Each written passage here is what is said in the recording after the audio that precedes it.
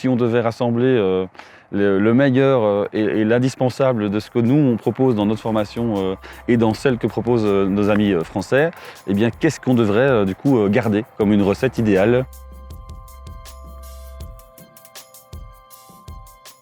La volonté d'avoir un diplôme européen sur l'animation, c'est un intérêt et une nécessité. Une nécessité parce que de toute façon, les jeunes actuellement et les volontaires sont beaucoup plus mobiles qu'avant et donc ils vont de pays en pays.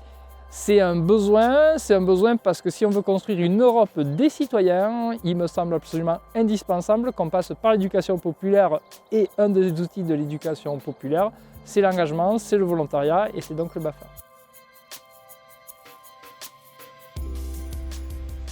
Notre approche de l'animation, elle est basée dans la continuité de ce qui peut être fait par l'éducation nationale et l'éducation parentale.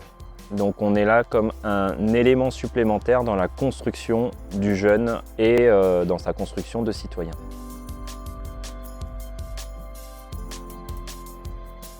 Alors donc notre projet c'est on se forme sous quelle forme? Ça a commencé d'abord avec une destination lointaine, à savoir le Québec, où on avait toujours entendu parler de leur côté avant-gardiste au niveau de la pédagogie. Nous sommes donc partis là-bas avec une équipe en 2016 pour vivre un échange avec des Québécois qui étaient eux aussi formateurs d'animateurs. On a trouvé ça super, on en a pris plein les yeux et on est revenu fort de cette expérience avec la volonté finalement, avant de partir si loin et de traverser l'Atlantique, pourquoi pas aussi simplement aller toquer à la porte de nos voisins.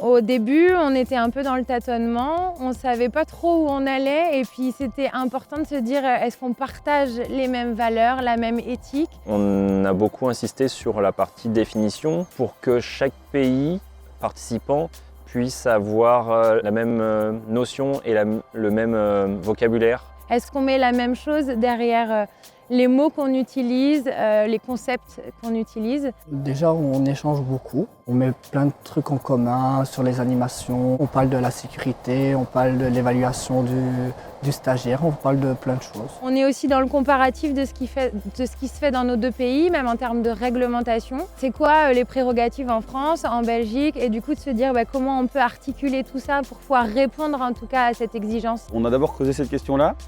Et puis finalement, on a eu très vite envie d'aller plus loin et de se dire mais c'est pas du franco-belge qu'on a envie de faire, c'est de l'européen.